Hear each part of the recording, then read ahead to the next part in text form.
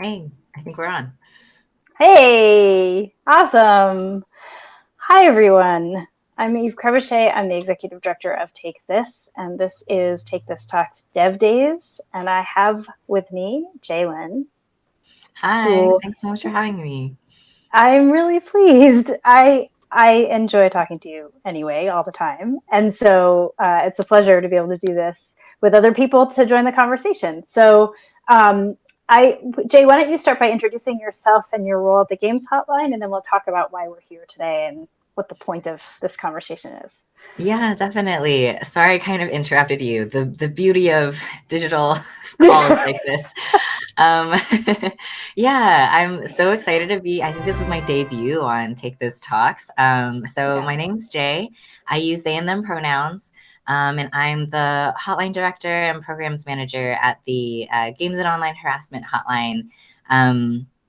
And yeah, the Games and Online Harassment Hotline, if y'all haven't heard, is a free, confidential, text message based emotional support hotline specifically for anyone who makes or plays games. So we're by the community for the community.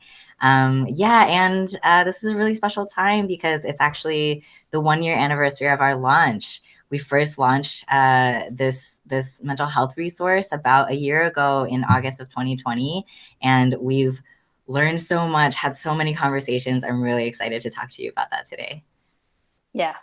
Yeah, as for those of you on the stream who don't know, I have been, I'm an advisor to the Games Hotline, and I'm really, really pleased to be associated with the hotline and the work, Jay, that you in particular have done to put together a really fantastic training for the volunteers who are on the hotline, and a framework for it that is really centered around a keen understanding of gender-based violence and how that works and where it comes from, and how to do essentially culturally aware work in this space. I don't want to say Mm. competent; it's not the right word, but um, it's uh, it's extraordinary how much work it takes to get to a place where you really can do that. But before we jump into the hotline itself, I want to ask you a little bit about where the hotline comes from, and if you could talk about like why it's here, why it was founded, what was the impetus behind it, because I think we're in a very specific moment once again this August and Uh-huh. July in the game industry, and so I think it's really important to talk about that origin story. Yeah, definitely. I mean, kind of. I mean, this is related to what you were just mentioning, like how you were an advisor to the games hotline, and how we've had to like put together such an intentional process around training and all of that. And I mean, I'll just say as a little aside, like this work would not exist the way that it is without like the deep work that you and Dr. B and other folks that take this have Mm. really informed just the way that we exist and do this work. So, and not only that, the kind of space y'all have really paved, especially in games around mental health, like that definitely Mm. made room for something like this to exist. So we are always so incredibly in awe of y'all's work and grateful for, I don't know, this like really good Oh, relationship and partnership that we've built. And thank you. so y'all are also like you specifically are also part of our origin story in a lot of ways. Like you said, Mm. this does feel like a big moment in games with the Activision Blizzard news really having so many ripples of impacts. We're definitely feeling that on the hotline, which I'm sure we'll talk about Hmm. later. But a lot of folks who have been around this space paying attention to like issues in the industry like gender-based harm will kind of know that this isn't the first time it's happened, and it almost feels like clockwork now, right? And Yeah. so actually around 2019 is when that first really big kind of Me Too wave with the like with a lot of folks coming forward with stories, um, and getting a really different spotlight and stage than it has. Yeah. Even though it has been kind of mainstream knowledge for like the past decade that the industry is incredibly toxic, right? we've been hearing stories of folks being pushed out and abused and facing violence, dealing with harassment for all of this time. And really, we've watched it happen for so long with very little support, very little air given to those issues. And so in 2019, when that Me Too moment happened, there were kind of like two spark points for this. The first thing was that Feminist Frequency, which is the parent org for the game's Hotline, they decided to just open their DMs on Twitter, which, if y'all know Feminist Frequency's history, is a big deal. It's not something that they've ever done before.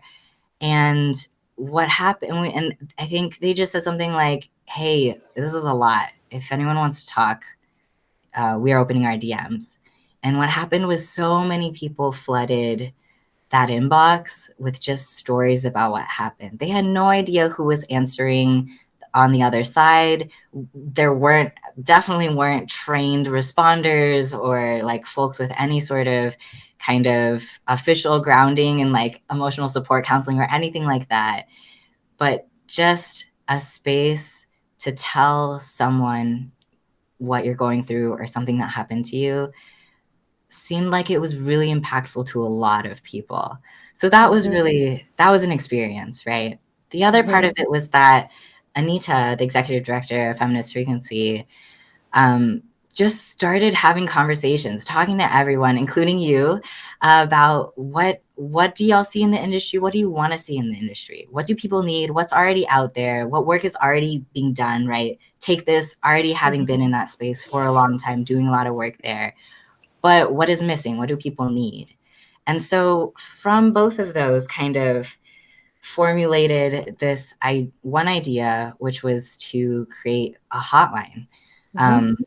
Again, that space where folks can come and just talk about what's going on, as a part of like the larger change that we want. You know, we do want systemic changes. We do want to shift the industry, but the industry is also made up of individuals who are suffering right now. And how powerful could it be to have a space to go when you need it and to get that support and connection today. So yeah, that's how the Games Hotline came about. It's beautiful. Yeah, I remember those conversations. That's actually when I first met Anita, was in 2019, right around that first round of allegations. And it was pretty intense time, and we were all casting about for ideas. And there's this dichotomy of like, what do we do right now? And then how do we make the change really last? And what I think is really interesting about the hotline is that it is about supporting change right now, but it's also about like naming it and creating the space for that conversation, which I think is the first step in systemic change around gender-based harm, right? It's obviously, there's a lot more work to do, and we'll talk about that too, but that's pretty intense. And to be able to do that is really wonderful. I want to take a step back because I realize we didn't really do this. Can you describe what the hotline is and who it's for? And then I want to talk about what you've learned in the year since the founding. Yeah. So what the hotline is, I guess like the main points to the resource and service that we want to provide folks, that we're confidential. So everyone who texts in, there's no real like intake form. You don't have to share even your name or anything about you. Really, the only stuff that comes out is what you want to share, what the story that you want to tell, and the details that you want to include in that, right? Yeah. So we wanted to give like people full agency over what they want to talk about, what they're ready to share. And awesome. Within that, each conversation is fully confidential, right? The details of that never leave that conversation. It never goes outside of the hotline. And even things like your phone number gets masked, right? So it's a text message based system. So you text a short code to get connected, but no one, the person talking to you, the supervisor supporting them, none of them will ever see your phone number, right? That gets kind of Mm-hmm. hidden in the back end tech stuff that like very few people have access to, and that we don't Yeah. reference when we're looking at these chats. Right. So Right. that confidentiality, I think, is really important in creating a space that feels safe, especially since we know that a lot of like a big part of what prevents folks from speaking up is fear of retaliation or Mm-hmm. fear of escalation and stuff like that. And so beyond that, we're text message based emotional support, right? So folks text in with us, into us. They can text in at any time, any day of the week. We're open 7 days a week, and we are online every day from 3 to 7 p.m. Pacific time. And so that's when we'll text you back, but you can text in at any time. And and of course, if you text in with that time period, we'll just get back right away. And so during that time, you can like talk live, like in real time with Mm-hmm. someone Mm-hmm. about whatever is going on. And they're there to listen to whatever you want to talk about and offer you support, make space to kind of explore options for you, really believing that you're the one who can make the best decision for yourself. And then if it's relevant or if it's something that you feel like would be helpful, we can also connect you with resources or other community groups or other spaces that feel like it might shift in a good path forward.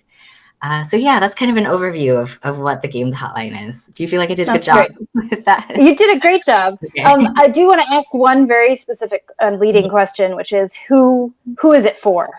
Mm-hmm. Yeah. So we we talk about the games hotline as specifically for people who make or play games, right? So that could be gamers, that could be Mm-hmm. people, that could be game developers, it could be students who play games or are studying how to make games. It could be people working in the industry, even if you're not Mm-hmm. necessarily a developer. We consider anyone in the industry as a part of, the environment that it takes to make a game. It's Yeah. also content creators and community managers and moderators and stuff like that. So we hear from all folks in the big the big category that is game players and game makers, right?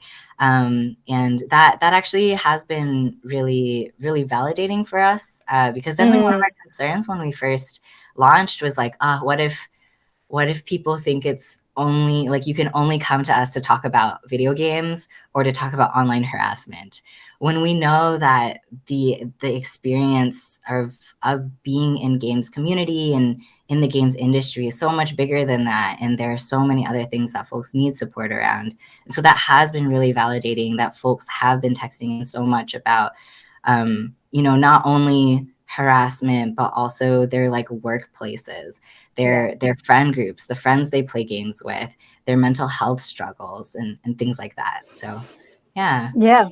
Yeah. And it sounds like also that it's not just people who are experiencing harassment in real time. It's people who maybe are worried that they have been harassers. It's people who don't know where they fall in the space, people who are just Mm, struggling emotionally, right? I mean, yeah. it's a space for a lot of people. And I think that's what I really value about the hotline and about the way that Take This also approaches its work, which is we're a space for everyone. Like everyone deserves help and support. And that's really important, right? Yeah, that definitely tracks too with how we approach things. We especially knowing that gatekeeping is already such an issue in the games community, we are very anti gatekeeping for our space Gatekeeping. too. Yeah. There's no question at any point of the process of like, wait, are you a gamer? Like, or wait, Yeah. are you really Do like you qualify to be yeah. here? Because I don't know. Mhm. Yeah. None of that. Yeah. That's not a good scene, is it? Um, so, okay. So you've been open for about a year, and that has been a serious learning process. What would you say are the surprises that you've had in that process? Surprises. Yeah, I would say our biggest like areas of like growth and improvement have Mm-hmm. been, let's see. First, I guess this maybe shouldn't have surprised me, but it definitely reframed the way I thought about harassment. I think a lot of the like typical or like more just like surface level portrayals of online harassment are, you know, some awful mysterious stranger is like sending you awful messages online, or people you don't know are, you know, the internet is just like an Mm-hmm. awful place sometimes and people are just being really cruel to you. And that definitely happens, right? That's not Right. an Yeah. incorrect portrayal of online harassment.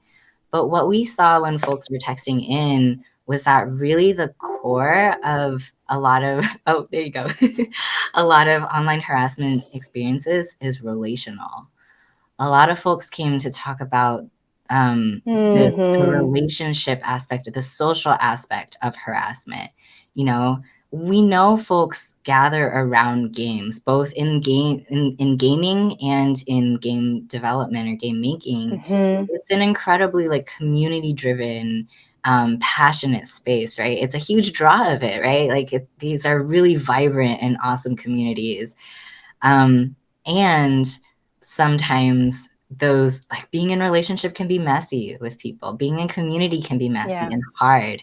And so a Yeah. lot of what folks were talking about was that kind of more social and community aspect of this online harassment is happening, but it's an escalation or it's a symptom of like a deeper relational or kind of social struggle that I'm having. And so that really shifted it for me of like this is not so much about like mysterious evil strangers on the internet. It's also really about the way that we treat each other and the people that, and sometimes the people we care about the most, you know? So that Yeah. was definitely Yeah. a big one. That is a big one. And I think it's so powerful. It's so powerful to talk about how um,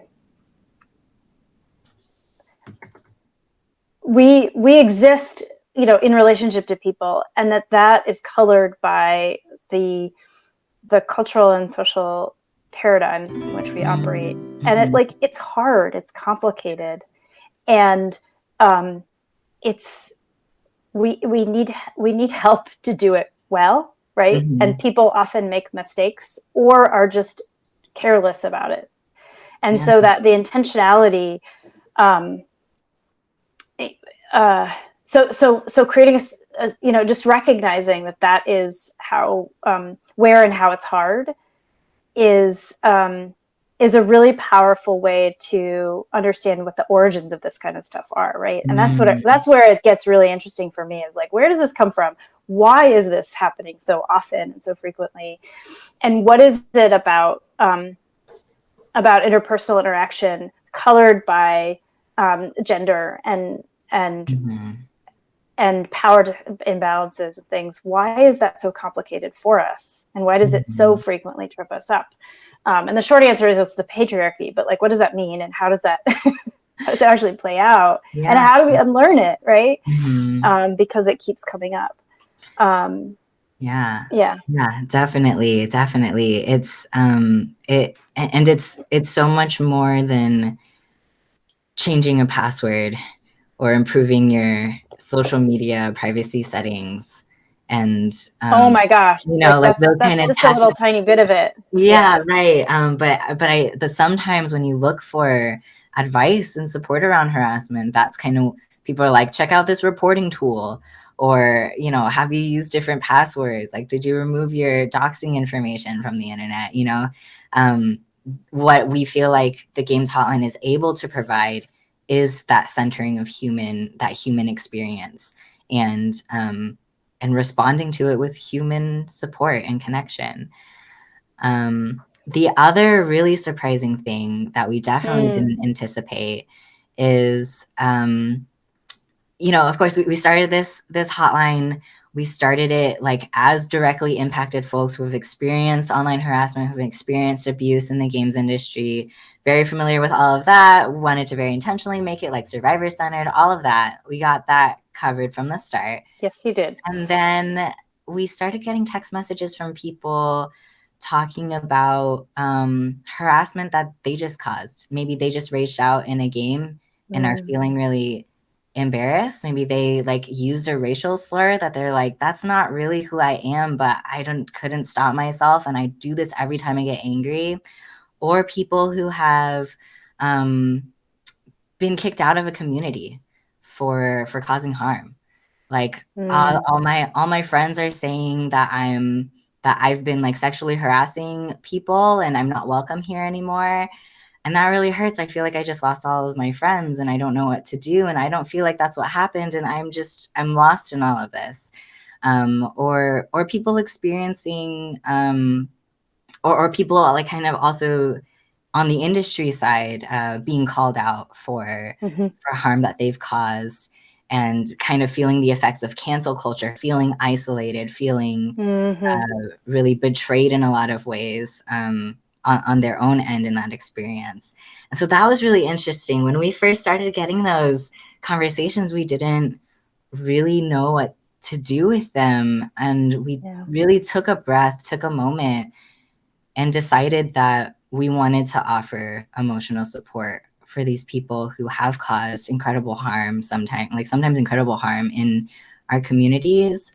And that kind of came from a place of recognizing that the problem isn't bad apples, right? We don't believe that harassment or abuse happens because a person is so evil and somehow just like the fountain of violence in our society, right? Like, no, we actually think that source of violence is the culture. It's the larger systems like patriarchy, right? Like you named.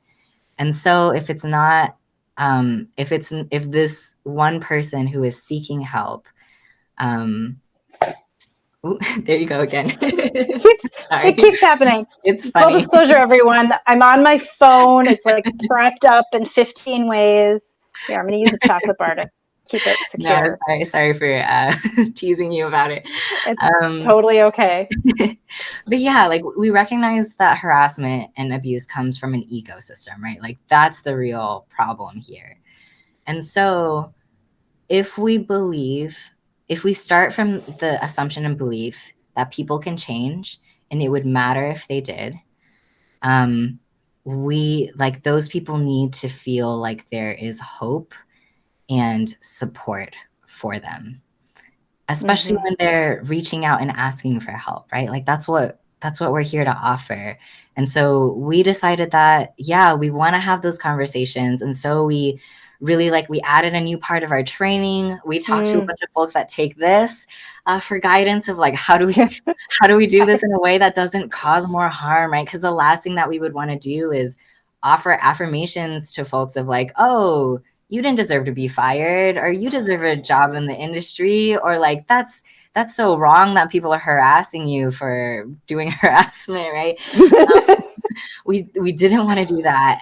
And so we asked, how do we offer support in a way that honors each person's inherent human dignity, but also holds that line of accountability and is still survivor-centered, right? Yeah. So I don't know, that was a big growing moment for us. And we've seen, we continue to get conversations like that. And we've seen a really big improvement in the way that that all of our agents handle those. And yeah, it's been really eye-opening and heart-opening for us. Yeah, that's really profound because, I mean, that's about finding compassion and an openness to every. I mean, you talked about heart opening. It literally has to be that. It has to be something very profound. And you know, the fact that the hotline serves as a resource that's outside of people who may be survivors or who may have experienced trauma, having to carry that burden themselves. Yes. But it's a separate space where that can be available. Because, you know, the way that I see and understand patriarchy and the culture that allows these things to happen is that there's a surfeit of that sense of humanity, of understanding other people as real people, and that when we do that, we make the first step in that profound change of like, I see you as a real person. I am also a real person. In this recognition of you, I reaffirm my own humanity. Let's proceed from that. Right. Yeah. And that's extraordinary. It's so simple, but it's really extraordinary. And it's easy to forget, right? Yeah, yeah, Yeah. definitely. And like you said, it's hard, it's messy, it's complicated. We don't really have blueprints for it, you know?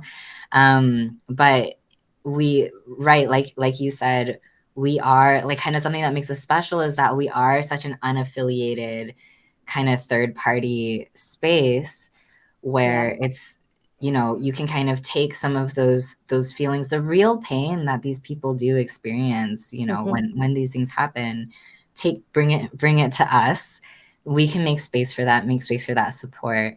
And one of the things that we do is guide folks, sometimes away from putting that back onto their survivors, right? Asking like, Yeah. who else is there that could help you process this, right? Like kind of directing support away from like the directly impacted folks and into somewhere else, right? That's one of the survivor-centered kind of principles that we follow. And yeah, and like knowing that we are just one stop along anyone who comes to us, we're just one stop along that journey. And folks come to us Yeah. on different parts of their journey for sure.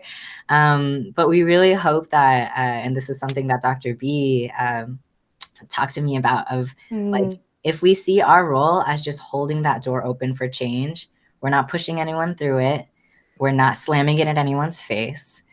If we just hold that door open, we hope that they can kind of continue along after leaving this stop in a more, I don't know, positive and healthy Mm-hmm. way. And we hope Yeah. that for everyone who texts in. Yeah. Yeah. I mean, that's as much as you can do, right? I mean, Mhm. that's also what we talk about at Take This all the time, and I'm sure you do too, is knowing what the boundaries are, knowing the good boundaries, right? And Yeah. it's really important to know how far you can go and how far you cannot go. And I Yeah. think that that's really an important part of it. Yeah. Yeah. Yeah. Um, Thank you, Jay, for sharing those two learnings, because that's super profound. That there is space for all of that in what you do.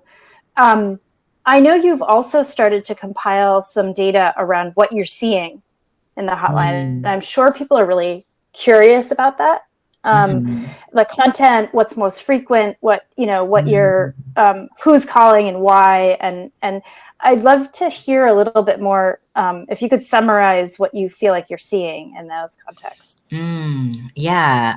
So we're working on taking that data and putting it together into like kind of a year one report. So keep an eye out for that. We'll be publishing that soon, hopefully. So I Awesome. don't have like necessarily like specific numbers or Mm-hmm. rankings, Right. Right. but definitely some of the most common topics on the hotline center, around that relationship and mental health kind of thing that I Mm-hmm. already touched on a little bit earlier. And by relationships, I mean everything from, romantic relationships to platonic relationships to community relationships. So the interpersonal kind of workings of things.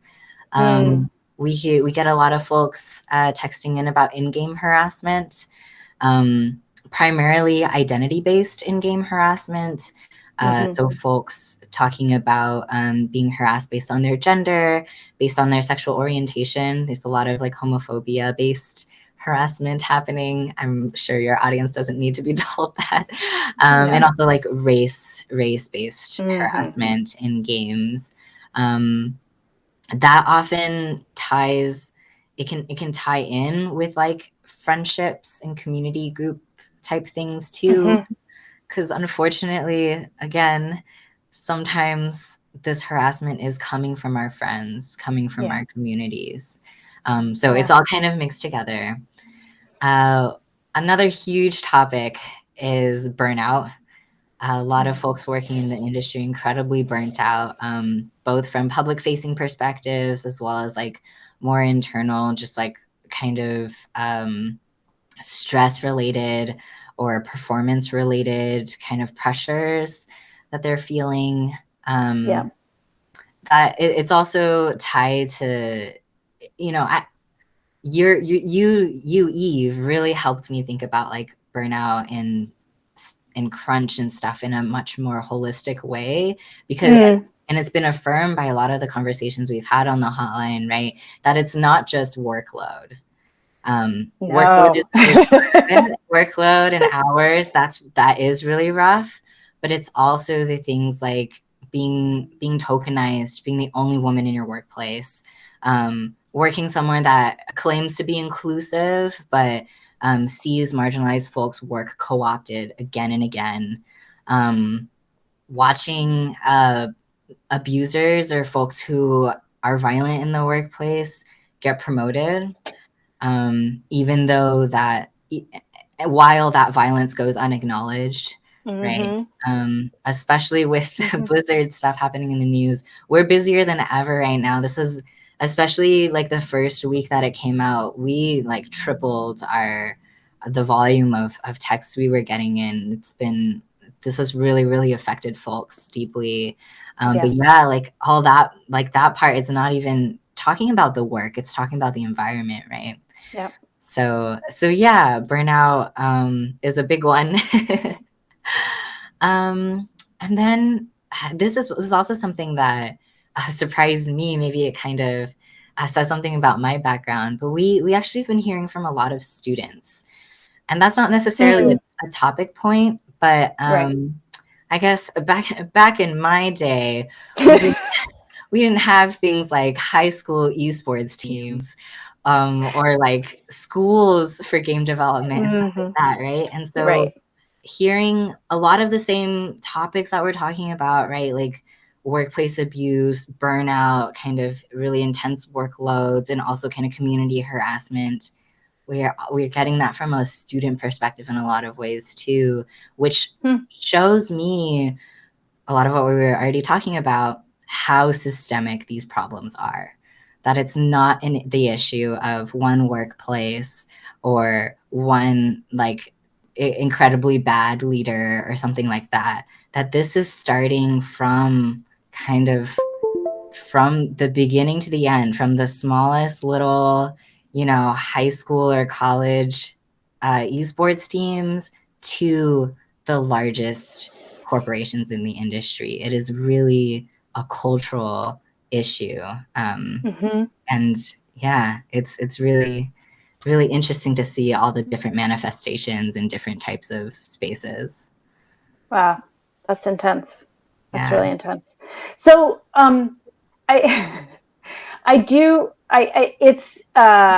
it's easy in a moment like this when you say, oh, how systemic or cultural it is, to get a little hopeless or to get like overwhelmed by that intensity. And so I want to talk because we have already spoken separately about what's the next step. Where do we go from here? How do we build something that works? And based on what we know from the what you're hearing from the hotline, based on what we know across the industry, based on the reports coming out and the lawsuits coming out, and what do we do next? And how do we fix? How do we think about change? Because and how do we think about systems in a way that's useful and forward thinking? So that's a really big question. So I'm not going to just like dump that question on you.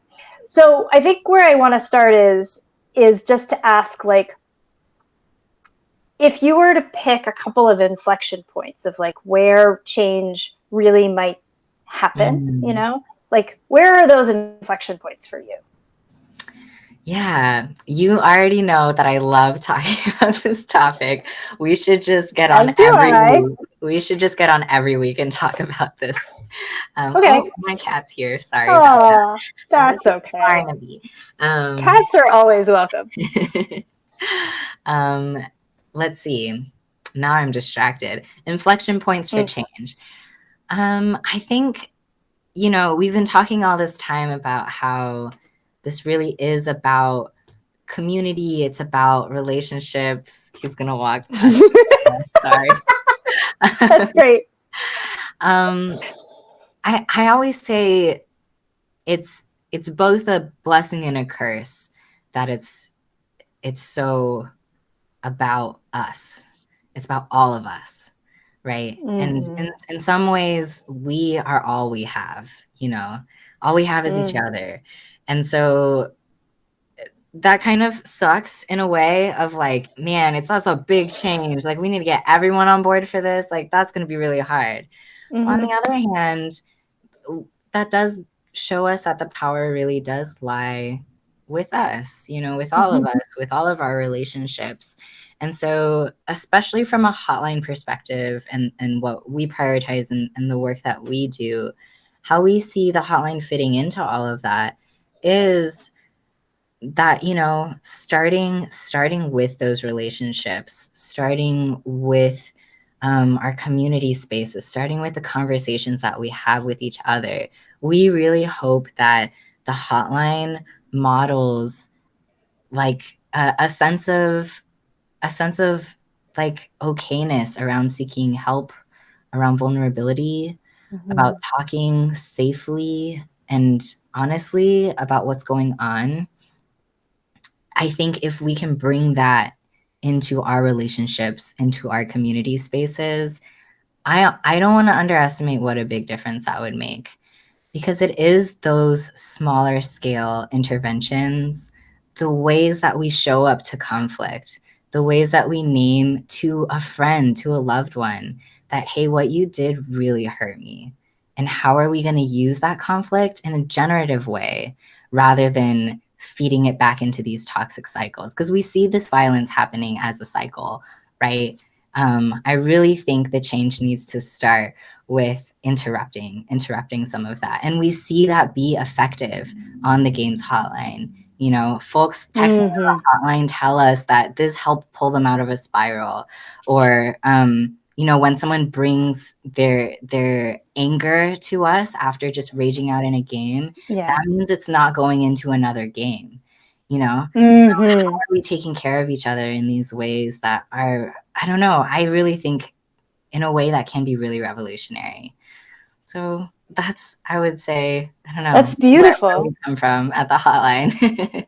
Um, and increasingly, and you have taught this to me, really. I mean, I've heard about it in other places, but I've really learned it from you, Jay, which is that generative, that approach. My mother, who has participated in restorative justice processes in Vermont, which is where it's part of the criminal justice system there, and it's a community based, Mm, non incarceration kind of approach to certain low level offenses, and really it's designed to like raise everyone up and to provide benefit and space for growth, right? And it's not the same as what you're talking about, but it's the same. It's the same kind of universe of, hey, we want to be in relationship to each other, as mm, opposed to create separations, create barriers, create um, uh, cut people off, get angry, um, mm. because that is a very cathartic experience. There is a place where that's useful, but in general, it doesn't construct something new. It doesn't change. It doesn't. It's like it's It doesn't end the violence. no, it doesn't. It Yeah. perpetuates it. It perpetuates Mhm, it. It doesn't give people the chance to reconsider or to um, relate in a different way. Um, mhm. but it's really hard work, and like you said, it requires vulnerability. Like what is so interesting to me about the relationship between systems change and like personal vulnerability and courage, right?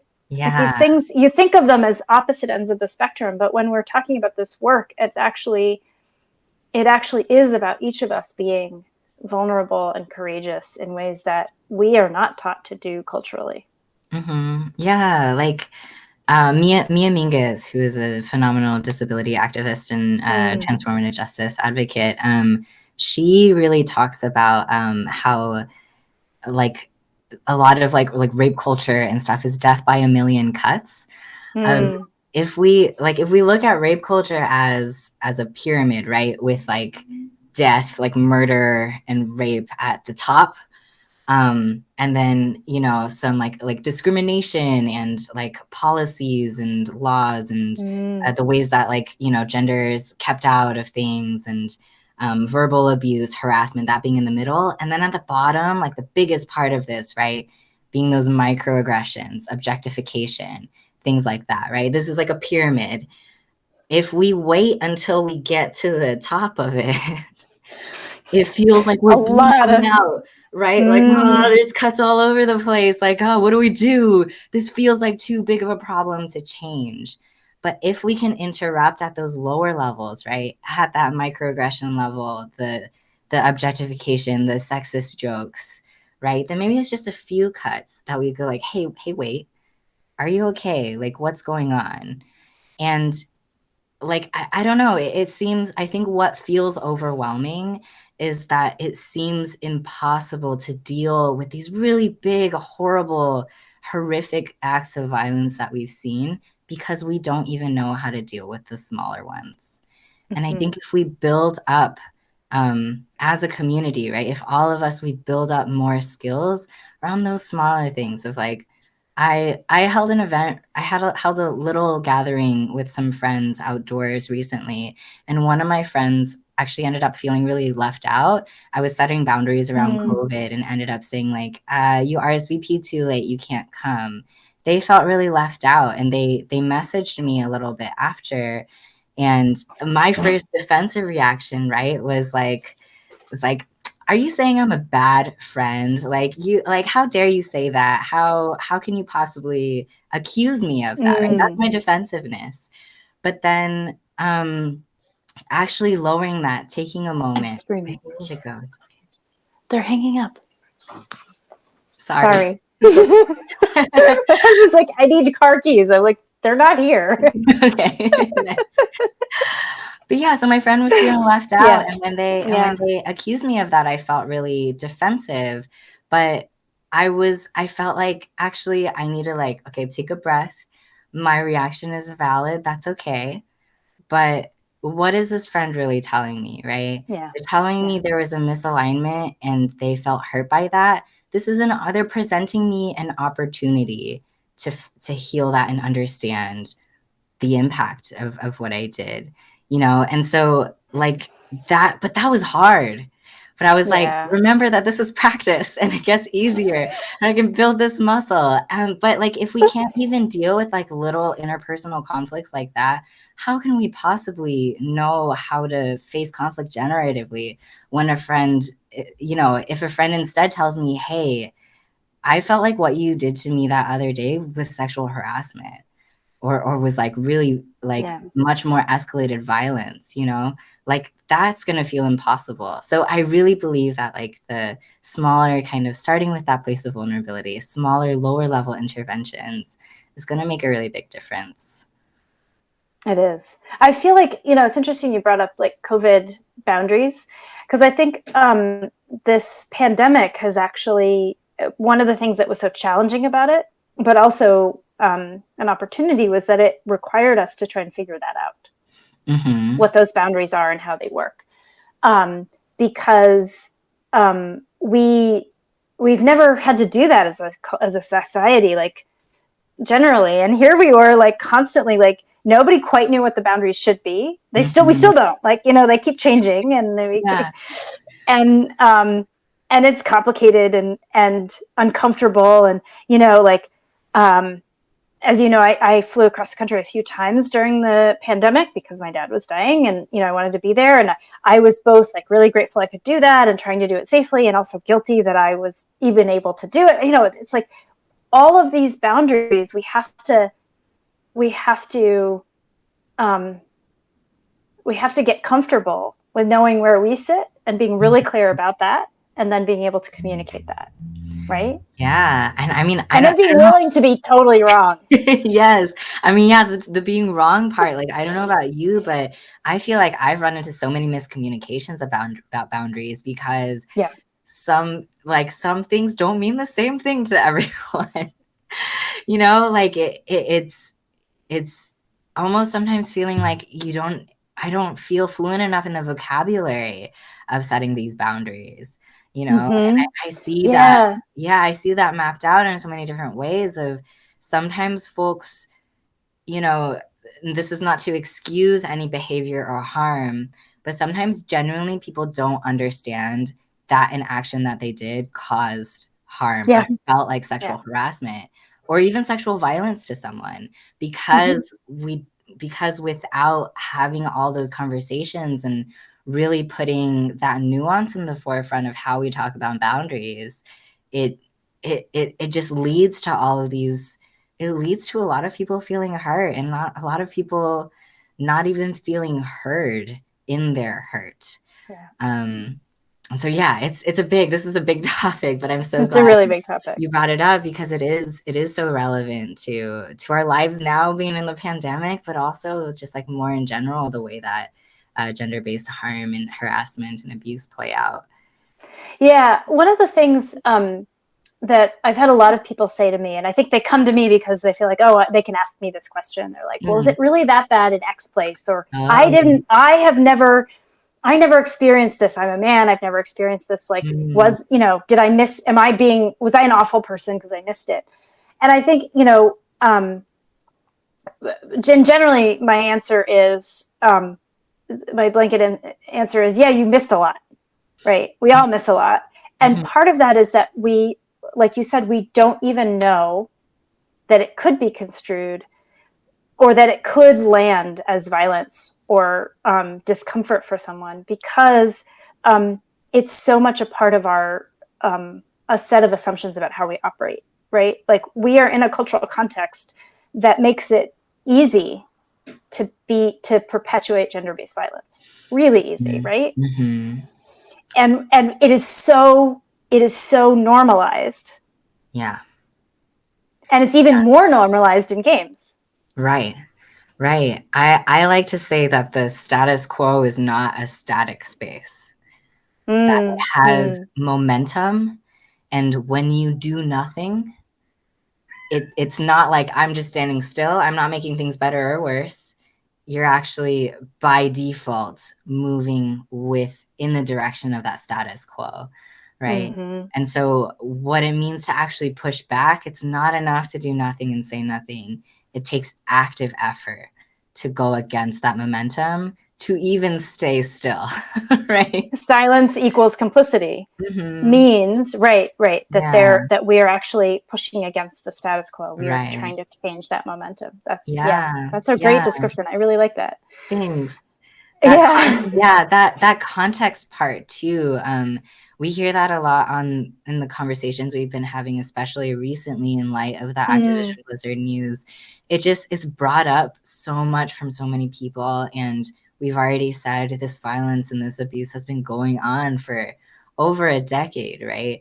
yeah. And so it's been it's bringing up so much, and the way that people tell their stories in our space, I actually see them as really different from the way folks are telling a lot of survivor stories publicly, Mm. because and this is me filling in some blanks, and obviously I'm not going to share any of our stories, Right. but but I think sometimes, especially when telling your story publicly, there's not a lot of room for nuance. And so the stories Right. that we hear are a lot more flat. This is what happened. This is why it's bad. And it can leave, and this isn't the survivor's fault by any means. But a lot of times when the story isn't under that private, like kind of that public scrutiny, there's a lot more room for the humanity of what happened. Because maybe the person who hurt you was someone that you still look up to and think is just one of the most wonderful people in the world. Like that can be true at the same time that it is true that this person did some really awful and cruel things to you, right? Or that this yes, maybe one kind of extra bad thing happened, but what might weigh on someone even more is the day-to-day of feeling microaggressions or being around someone that they knew wasn't safe, or being told by managers or HR that actually it's their fault, like a lot of victim blaming, or actually we hear your complaints, but we don't really care and we're going to promote them anyways. And also we're not going to promote you because you're causing trouble. Like the littler things like that, that might not have been the big kind of incident, but that is a really big part of the context of the stories. And so I think that context and that environment is actually really, really impactful, which again is why some of those smaller scale, lower level interventions can be really important, because that's what that's about, right? That's about the day to day. And so, yeah, it's all one big picture. And I do think though, the more that we talk about it, the more room for nuance there is. So Yep. I do feel hope around that. For sure. Yeah. Mhm. Yeah. I Yeah. mean, I think I see so much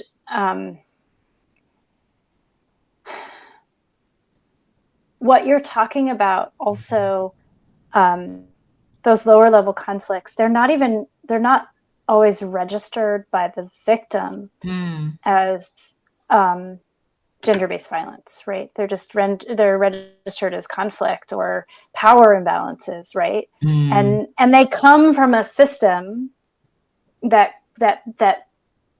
kind of seats power in a very specific place and with a very specific set of characteristics, but it may not even be visible to those of us who are experiencing it, right? yeah.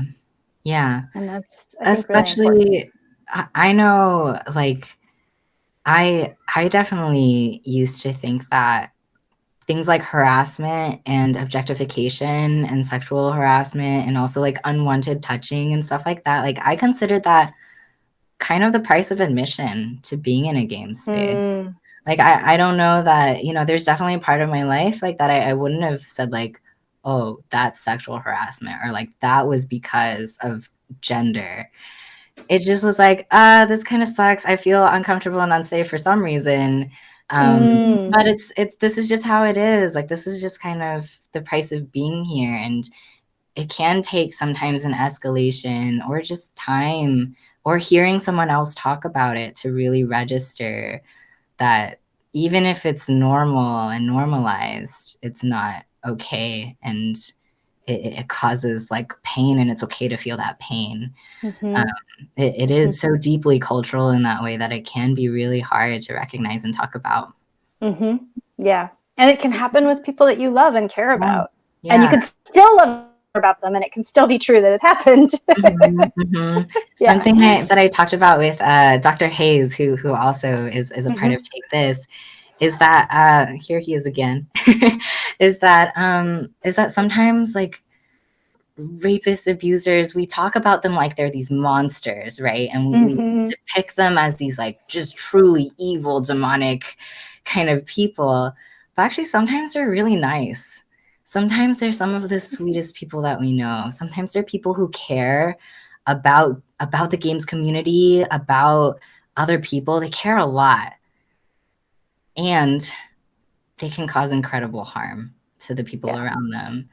And Yeah. it feels like antithetical that both of those things can be true.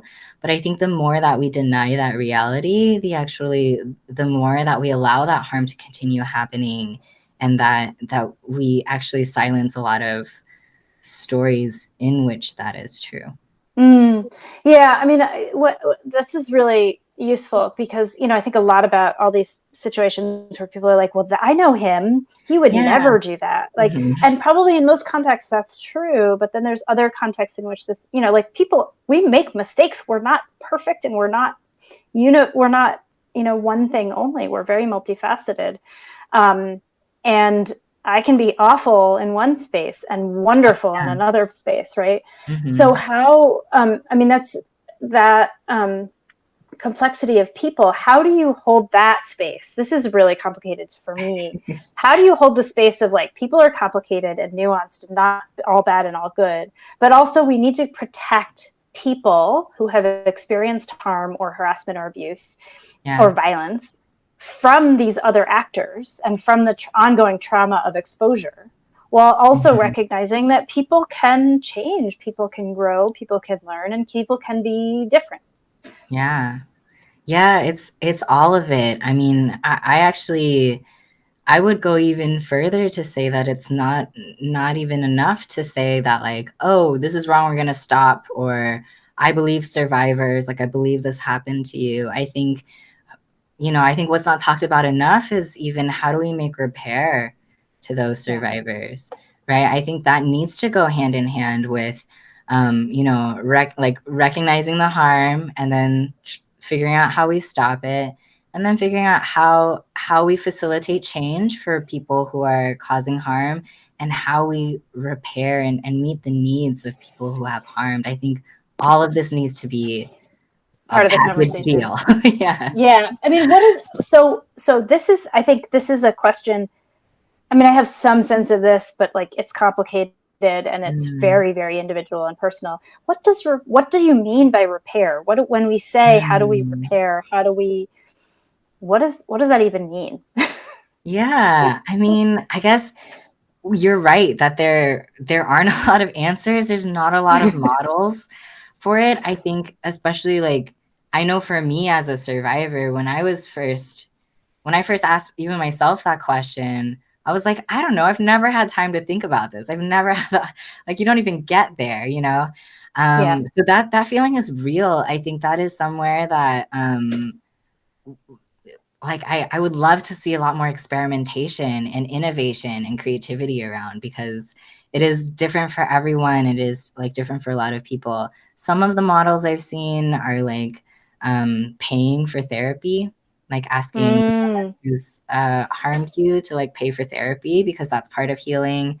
If it's not therapy, maybe it's looking at what was lost, right? I think mm-hmm. reparations is a little easier when it's something more tangible, like Right. you stole my wallet, give me my wallet back, or like something like that. But when it's something like you stole a feeling of safety from me, Yeah. That's hard. you you hurt me in a time in my life that like I wish instead of dealing with incredible trauma that summer, I could have taken an underwater basket weaving class. So you're paying for my underwater basket weaving classes now. It Yeah. could be something like that. It could be something meaningful too in a larger sense if you're feeling like this was a system, like maybe what happened to you was part of Mm-hmm. a systemic thing of Mm-hmm. you pushed me out of a space, you stole kind of potential opportunities for me in the games industry. Like I could have had a decade-long career in esports if this thing didn't happen to me. So maybe you can't give that back to me, but maybe it would be meaningful for for you to actively give that to people like me, you know? So maybe that like Mm-hmm. requiring you to like donate to a scholarship or asking you personally when you have opportunities to pass them specifically to, people who are marginalized under the same marginalizations that I don't know. I would love to hear more ideas and see more models for this. Um, but yeah, I think it really it's asking that question really individually about, Yeah. what was lost? What did you feel like was taken away from you? And what would it look like to have that restored? And it's likely not an easy one-time answer. It's likely something that's ongoing. Just like for the person who caused harm, it's not going to be an easy one-time answer for how do you change and how do you get better, right? Like that's also going to be a process of like what caused you to do this? Like where is that coming from? Let's look at Mm-hmm. that and what would it look like to to heal that, because something is hurting there too for them. And so there's some healing to Yeah. do as well. Yeah. Yeah. A really vague, not a perfect answer, but it is something that's real. It I'm isn't vague, yeah. actually. It was very specific. Okay. Yeah, I think because that's the thing. Like repair is those very specific. Like, what did I lose from this? And if I lost a sense of safety, what are the tangible ways in which I might get that back, or someone else might feel that? Mhm. Right? Recognizing that we can't undo. Like we hold what we have experienced, and that doesn't go away, even if we can Yeah. repair it in some ways. Right? Yeah. Yeah. Yeah. And I think it's true again on both sides, of I think in a lot of ways, sometimes there is something from harm that a trauma survivor might carry forever, or at Yeah. least for a long time. I think too, there is something on the side of the person who caused harm that they are going to have to carry forever. And so that Yeah. repair process is ongoing. It is going to be like, what are you carrying forward? Like maybe part of making that repair is a lifelong commitment to interrupt sexist, like when you see something misogynistic happening, like a commitment to interrupting that, you know, Yeah. or a Yeah. commitment to talking to other men or other white people or whatever it is, like other people in your life about these things, right? And it's gonna be a lot larger scale, and I think that's what makes change scary to people. It makes accountability scary to people, is that Mm-hmm. it's not an easy kind of one-time answer. With the systems we have in place currently, we love that, just like justice. Like, all right, Yeah. fired, done, or investigation complete, case Yeah. closed, sentenced, we're putting them away in a prison that we're not going to think about them again, even though they still have a life in there, and that still is a community, and there's still real people there. We don't want to think about it anymore, right? We want it to be quick and feel like justice is done, when in reality accountability is it's a lot harder and a lot bigger than that. So But yeah. isn't that where the change happens, right? Is that Yeah, like real absolutely. accountability is Hmm. where you push the levers of power, and where you Yes. push change, and where you change that momentum. Something that you brought up in this last bit, I think is another piece of it, which is the disrupting misogynist behavior, being a bystander versus not being a bystander. This is something we're trying to create some resources around it. Take this too, which is how do we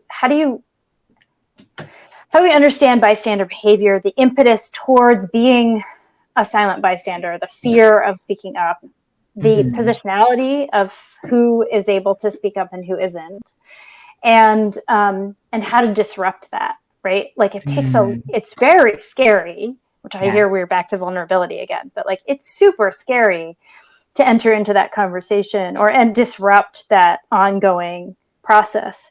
And the roots of that are pretty deep, right? Yeah, yeah. And I mean, I'm sure this is part of what y'all are working on with that bystander intervention of this, like, there's not one way to do it. No. There are so many different ways to do it. I think sometimes people think bystander intervention and they think jumping into the fray and like yelling, stop, this is Yeah. wrong. You know, I mean, that is one type of intervention.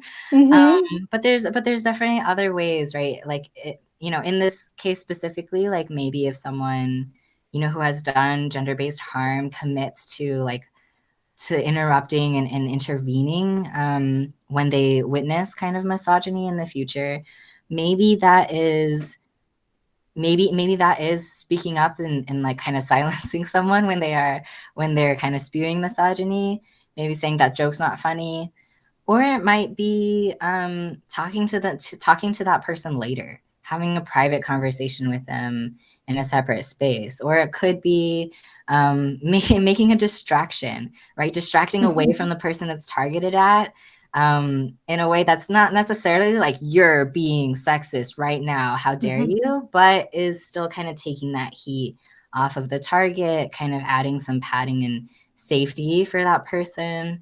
It can be a whole bunch of different things, and there's often not a right or wrong answer. I think the commitment to um, like practicing these interventions for all of us, right? Because I don't think we have to have caused harm to commit to these things. Mm-hmm. It's not that we need to succeed or see results every time that we do it.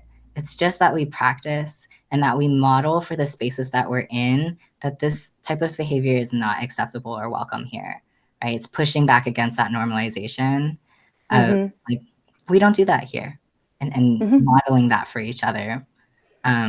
Because like you said, the way that this harm happens a lot of the times is not even, it's just so normal. It's not, it doesn't even feel like, it often doesn't even feel like someone is making an active effort to be awful sometimes. They are maybe just watching what everyone around them is doing. Yep. And that is simultaneously takes the boogeyman out of it, but also helps us realize how insidious and scary this is, right? Insidious was exactly the word I was on the tip of my tongue. Yeah. I think it's that yeah. I have a train of thought and I just lost it, but it was I think I was thinking about normally, like, we normalize behaviors that are bad, right? But we can also, I was thinking about community management, like in community moderation, like kind of the 101 of that is we normalize certain behaviors and acclimate people to a certain way of being in a space. And we can do that online in a community, and we can do that in spaces in real life. Like, that's what company culture is, right? Yeah. And that's why you brought up burnout earlier, and like the multiple causes of burnout, right? That's why company culture has so much to do with burnout, because company culture isn't the value statement that you put on the wall, or the interview that the CEO does with some game industry journalist. Company culture is what happens day in and day out in micro interactions, and gets reinforced through management decisions and promotions and hiring, and whose ideas listened to, how that is listened to, who's erased and who's raised up. And like, it's that one interaction at a time, decision after decision, that creates the norms in a space. Right. And if you're not aware of all of them, right, and that sounds exhausting. It sounds really exhausting. But like, you can also create new norms that then become easy to perpetuate, because they are the new norms and they just are what they are, right? Like I have been for a long time, the idea of they them pronouns was really foreign to me. I had not grown up with it. I didn't understand, like, it didn't flow off the tongue. I'm an English major, like, I was like, no, that's not good grammar. I can't take it, right? And so I had to learn that was just the way to do it. And I was like, oh, okay, if I can learn that, that's a change. Like, it's really small, but like, it's really important, and it, it's just a, hi, cat. What's your cat's name? We have to introduce your cat. Barnaby. Oh, that's great. Hi, Barnaby. It's Eve, Jay, and Barnaby are streaming today. Barnaby stream today. Barnaby wants your attention. Yeah. So I think, it's like, we can do those things. They take a little bit of effort, but once you've done them and trained yourself, like, it's like, this is such a tiny little thing. When I was first learning how to type and like put together papers, it was on a typewriter, because that's how old I am, and that was the tech that my parents had. And so I learned to take 2 spaces after each period, and I did that automatically all through college, et cetera, et cetera. And then somebody was like, no, actually, now it's 1 space, because the computer and with all the fonts, like, spacing is better, and like, this is how you do it now. And like, I had to retrain myself not to do automatically 2 spaces after every single sentence. I did it. I do that. Like, I learned how to do that. We can change. We can do that. And those are the tiny things. Those are really tiny things, but those are the tiny things that start to compound and make a difference, right? Yeah. And it's easier when you have people around you doing that too. It's easier when you see this behavior modeled. I think we have so much power to change ourselves individually, and we have so much power to influence each other, right? Which I think is really cool, and that's definitely something for me that helps with the overwhelming feeling of like, how are we going to change this system? I can't do it on my own. But that's also the beautiful thing, is I can't do this on my own, and then I'm not going to. So. I mean, like, we need people. We need our we need a community. Like that's how we thrive. That is how Mm-hmm. we exist in the world. And so if Mm-hmm. we could do this work in community, we are also building the community we want to see. Right, right. Yeah. I want That's to really beautiful. Yeah. I want to talk to you about the thing you said about company culture not necessarily just being the thing the Mm. CEO says and what you put on the posters, on the motivational posters, but actually like what it feels like to be there. I think on both that big company culture scale and the kind of personal I've been called out scale, kind of the tension and where the defensiveness comes up that I see in the world and also on the hotline is Mm. this disparity between the person I think and say I am and the actual reality of what's kind of coming out that people are saying like that's not actually that actually this is also part of who you are, right? um and that disparity, like we saw like Blizzard saying like these aren't our values, this isn't the like this isn't the company I'm running, like this I'm not okay with this, if anyone sees this email me personally. Right, like it's I think that disparity is really Mm. hard to reconcile. When someone's like, right, when my friend said, like, I feel like you left me out, like, I felt like you're saying Mm-hmm. I'm a bad friend, and I don't think I'm a bad friend. I think I'm a good friend. And so, like, I don't, like, how dare you? I don't want to talk Yeah. about this. And taking the moment to be like, okay, what are they actually saying? I don't think my friend would have brought this to me if they thought I was a bad person who didn't care that I hurt them. They actually really know that I care that when I hurt my friends, and they want me to know, right? So if those really are your values, right? If your value is around safety, is around employee well-being or whatever, and someone tells you, actually, this is how it is, you should care more because this is the company that you're running, right? This is the impact that your actions are having. And so I think figuring out how to bridge that like gap that defensiveness creates of like, it is hard to feel like people, like your own perception of yourself and the impact you're having on other people is disparate, that it's not aligned. That misalignment is so hard to hold.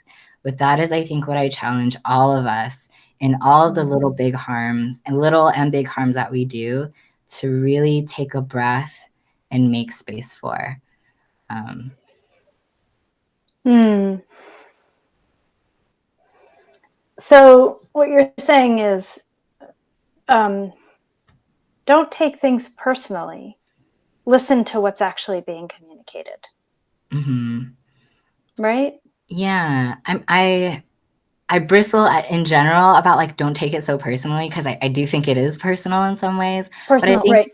but I think don't let that like the defensiveness that comes from taking it personally get in the way of actually looking at the impact that your actions are having. Yes. Does that Yeah. make sense? Right. Defensiveness is not a productive Yes. place to be. Yeah, Yeah. yeah, and being Gosh, I comfortable mean, like, holding that yeah. complexity and that kind of that two truths of like, I do think I have good values. I do think I am a good person. I am also Mm-hmm. hearing the reality that people are hurting, you know. Yes. Yeah. Where how do you and like what an opportunity, how lucky we are to have opportunities to reconcile those, right? It is an extraordinary opportunity because, like, what do we want out of this life? We want to be better people. We want to be more interesting. We want to be, like, I mean, this is the work I do. So I always want to be like bettering the world and Yeah. creating space that's like more productive for more people. So, but it's like, we don't want to be shitty people. Yeah, of course I not. guess that Mhm. nobody aspires to that. Yeah. Um, and so, yeah, and this conversation in the last couple minutes has created quite a set of comments and back and forth in Mm. the Oh, yeah. comments. Yeah, and so I think people are really, it really is hitting a chord. And one thing that I think is, hold on, I want to make sure I'm representing this. Yeah. So I think one thing that's really interesting is one of the red flags that I've come to understand in game companies is that, like, that idea of we're all a family here, right? Because that and it turns out that's a red flag in terms of what it creates, what it creates around power differentials and loyalty and exploitation, right? And those are not unrelated to gender-based violence at all. And so, would you mind talking a little bit about, like, because I think what we've touched on a little bit in our conversation is, like, the relationship between power and gender-based violence, right? But we haven't, like, explicitly articulated that. And I think this is one of the places where it really comes into, where it becomes very, very explicit. Can you restate the question? Sorry. Okay, so sure where the question I think I went in circles there. I'm sorry. Thank you. Thank you. I'm like, woohoo! So for me, it's really interesting that lots of game companies want to say we're a family, and not just game companies, but but it's a thing I see a lot across the industry, and that's actually a really big red flag for me. And I think it's a red flag because of the, like, embedded layers of power and violence and exploitation that exist there that are really, like, also where a lot of gender-based violence comes from. Yeah. I think that one is really interesting. It's definitely, I agree, it's a red flag. Any workplace you go into where it's like, we treat each other like family here. It's not work. This is family. That is definitely a red flag. And I actually want to take that back to the relational thing of, like, what does family mean? Because there are also those power dynamics, and there can be room for abuse and harm in families too. I think mother means different things to so many different people. Even things like that, right? It can have so many different associations. And I think this is why our conversation about boundaries, right? It is so important to really be specific and ground ourselves in the language of what our boundaries are and how we treat each other, right? So define family. Like, what do you mean when you say we're a family here, right? Is that valuing camaraderie, right? Is that valuing, is that just trying to say that you don't dress up super formally, right? Maybe that's what you mean. Does it mean that you value safety and trust, right? I think having specific language around those values is so much more powerful than saying something very vague and kind of creepy sometimes around, like, this is family. I think that is, again, where we get lost so much of the times, because, like, you can state that value and have a view of yourself, but that is not actually translating in that day to day. And the more you kind of set yourself up for that, the more opportunity for that gap to widen between how you see yourself and what is actually happening. I think that's so interesting, because I think in the way you're describing it, like saying, oh, we're a family, that's actually pretty lazy, because it isn't articulating, family means so many different things, and it's unclear that if you have to put some effort into culture if you want it to be good. You have to be very intentional about it. You have to be very, very specific, and you have to not just articulate it specifically, but then you have to operationalize it specifically. And in that process, like I get down into the weeds so fast. And the reason I do is because if it's not operationalized correctly, it Yeah. doesn't matter a damn bit. Like it just Yeah. doesn't fly. It doesn't matter if you're not actually saying, no, I will not answer your email until Monday morning. You are not actually on Saturday living your company values. Right. Yeah. Yeah. Yeah. Yeah. Yeah. Yeah. I think too, like, this is again that difference between, like, for example, saying you believe survivors to look pro survivor and actually being pro survivor.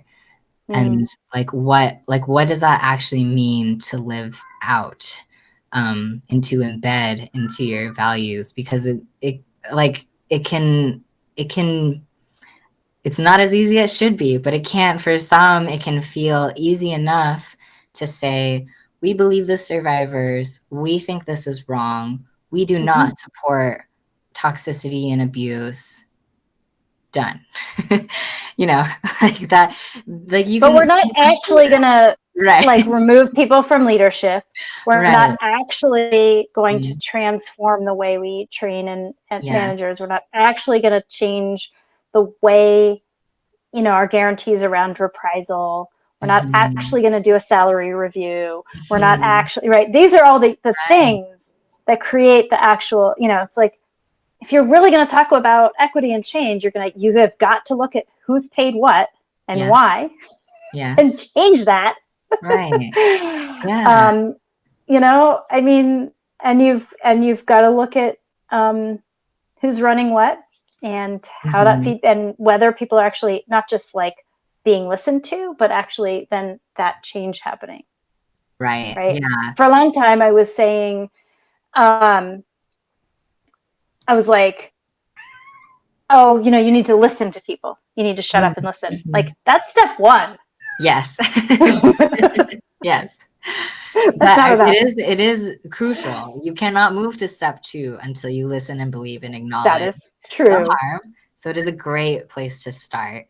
But I think I want to bring the repair back into this too, because like you're talking about like policy stuff and like how you actually run stuff, like even addressing harm, right? The systems we have in place, both legally and like within like HR investigations and stuff like that, a lot of it is focused on the, okay, someone may put a report, right?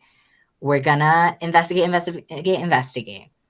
In that process, the survivor kind of turns into a piece of evidence. And then based on what happens, maybe the report concludes that some like sexual harm did happen. And so a consequence needs to happen. And so then what do? We focus all of our punishment and consequence on the person who caused harm, right? So maybe they're removed, maybe they get leave without pay, maybe they go to jail, and we spend a lot of resources keeping them in jail. But where is that effort? Where's the investigation into the survivor's needs? Where's the interview where we're like, hey, how are you doing? What do you need? What has this taken from you? Right? And then where are the resources and power and decisions made around how we make that repair and how we make that right? It needs to be all of it. And the systems that we have now not only don't actually address the root causes of gender-based harm, not only doesn't end the cycles of violence, but it also fully does not honor the reality and humanity of the survivor. So the whole system overhaul that we're talking about. Damn. Yeah, no, it is. It's absolutely. It's a pretty profound change. Yeah. Well, we're going to try and do it. So we'll see. Yeah, we'll report back in a year and see where we're at. Because I mean, that's the thing too, right? Like we need to have these conversations. And these conversations, they're both deeply educational, but also really affirming, right? But this is not the work, right? I mean, Yeah. the part of the culture change is giving people this language, giving people this kind of perspective. But like this is scratching the surface. There is so much to do, Right. and the work happens after this. Um, Yeah. Yeah. yeah, But yeah. it's, like you said, it is it is starting the conversation. I think there are a lot of levels to this work, both Mm-hmm. on that top down level, but also this ground up level, right? The things that we can practice just in our own relationships, in our own lives, the ways that we can live these values. And yeah, finding those doors into making that top down change too, like that, it that's just going to that's what is keeping the main engine of this running. And so figuring out a way into that is also going to be really huge. So Yep. let's do it, Eve. All right. Awesome. Well, on that note, we always have to take the streams with some Okay. fun silliness. Uh-huh. So, All right. what is your favorite food in the world? I didn't know you were going to make me choose one. Oh, if you need a list, we'll take a list. Well, I feel like I got a bit of a cheat sheet to this, but like very genuinely, like Alfredo pastas are definitely one of my favorite foods ever. Yeah. It's good. Alfredo pasta So is very good. good. It's funny. When I was pregnant Uh-huh. 11 years ago, all I wanted to eat was spaghetti with tomato sauce and pizza or lasagna. Like I just wanted cooked tomatoes and Yeah. pasta of some sort or bread product. It was like I'm happy. That's all I need. And yes, it fueled the whole thing. And then and now my daughter, of course, she's the age, she's 10 now. She's like, pasta is the best thing ever, right? Oh, so there you go. But my favorite Italian food, and this is very specific, is a margherita pizza with fresh arugula on top, eaten on the water in southern Italy. Amazing. That sounds, especially now being cooped up in my house in the past 18 months. Wow. What a dream. I know, right? Yeah. Yeah. When we will be able to travel again. One day. Please take me to Italy. Yeah. We went to southern Italy for my mother's 70th birthday 5 and change years ago now. And it was a wonderful trip. And I'm like, I want to take everybody to southern Italy. It's an amazing thing. Yeah. Okay. One day we'll make it happen, or at least I'll ask you for a list of recommendations. My favorite snack food is hot Cheeto fries. Oh, yeah. I've never had Cheeto fries. Specifically the fry form factor is really crucial for me. So that's my favorite snack food. You do live in Texas. I do. Is this a perception of Texas that people have? A little bit. I mean, my husband's from Texas. Like, it's not it's like I feel like I have some relationship to it. He I think I think hot Cheetos and other like spicy snacks also is very like Mexican and Latinx culture, and like we're right on the border, so I can see that influence on the regionality as well. Yeah, and then probably my favorite homemade food is my mom makes these like Chinese wontons, like wonton, that she makes from scratch, and they are like nothing you've ever tasted before. They're so good. So. What's the filling on them? Because I have I have a friend who's made them for us. I think it varies. Last time she made one that was like pork and baby bok choy. She's also made good ones like with like crab filling too. It's whatever she makes is really good. Yeah. Well, it's when you're wrong. Well, I love my mom very much. She is not much of a cook. My mom, very but yes. fortunately, is a really brilliant cook and baker. That's been her. I mean, she's always baked well, but especially during the pandemic, she's like, what can I bake? Oh, that's awesome. Yeah. My dad was a great cook. Ooh. And he got into like, over the years, he got into all kinds of different stuff. So I grew up, we had a health food store growing up. My parents had a health food store.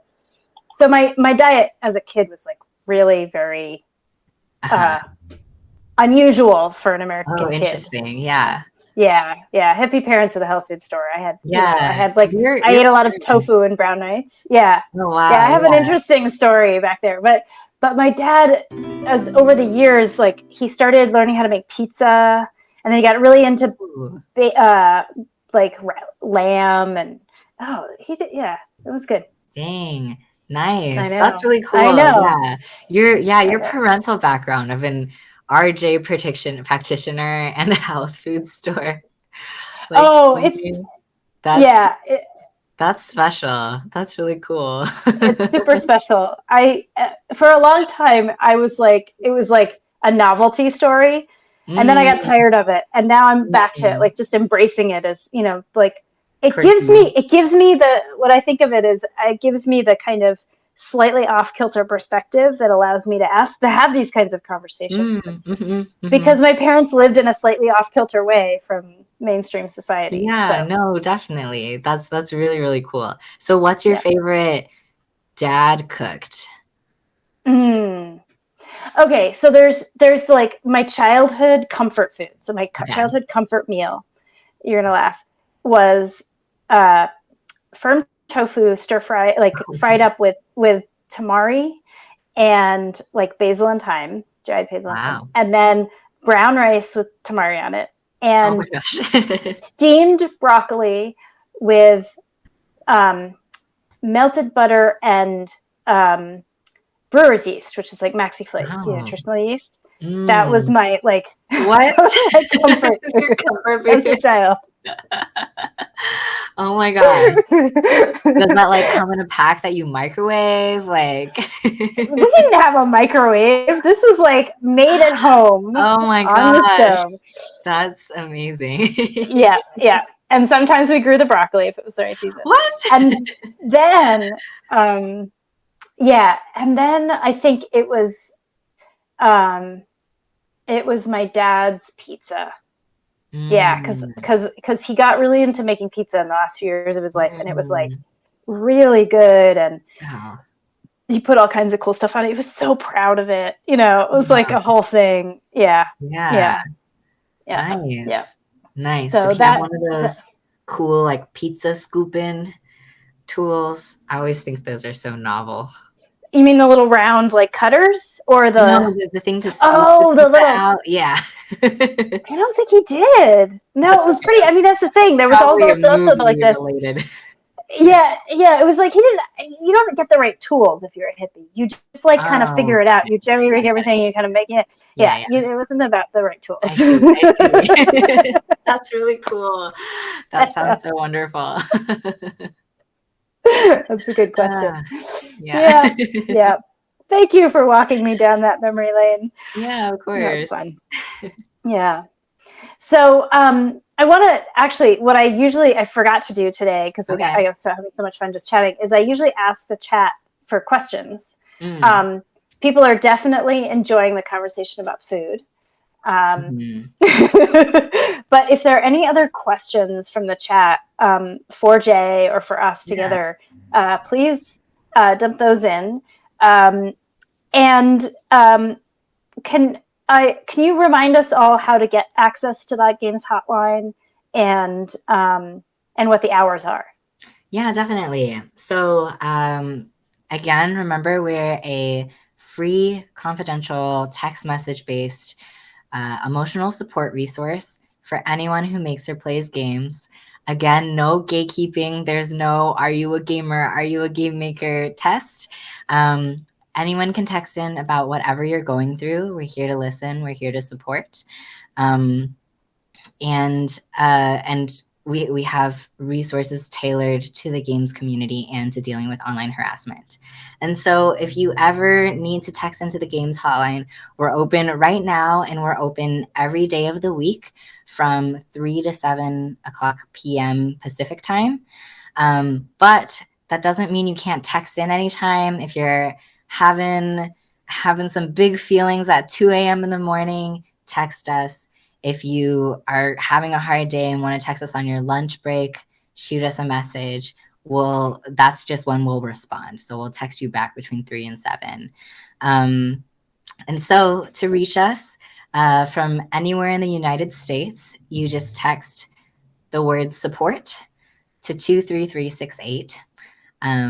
Maybe we can put that in chat too. And oh yeah, Dr. Beers, I mean, can you put you put it in at the beginning of the chat, but can you repeat that for us? Yeah. So yeah, you just text support to 23368. You can text today, you can text tomorrow, whenever you need us. And if you want to follow our work, we also put out like resources. We talk about a lot of the stuff that like we talked about today, and we share a lot of the like kind of conversations that we have on the hotline, like in response to what folks are texting in about. You can follow us on social media at Games Hotline on all the little social media platforms. And you can also find us online at gameshotline.org. We have like little blog posts about like kind of the accountable conversations that we have, and about like how we support folks and different skills that you can use in your life.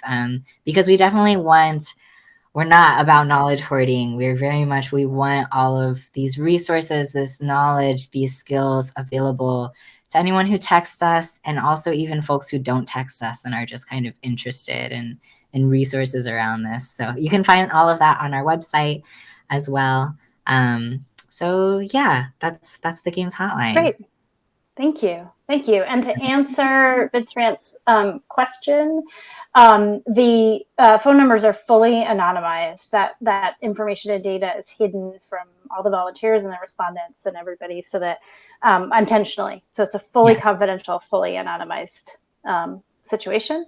Mm-hmm. And Jay, I'm so pleased to have you here. Thank you so much for this conversation, full of the complexity and challenge of what we're trying to do and accomplish and make change in the world. And so it is such a pleasure to talk with you always. I feel like we could talk for days and days and days about all of these things. We've barely even scratched the surface. So have me back on anytime. This was really, really lovely. Thank you. And happy birthday to the Games Hotline. Games Hotline. Take care. Right, take care. Bye. Thank you. Bye.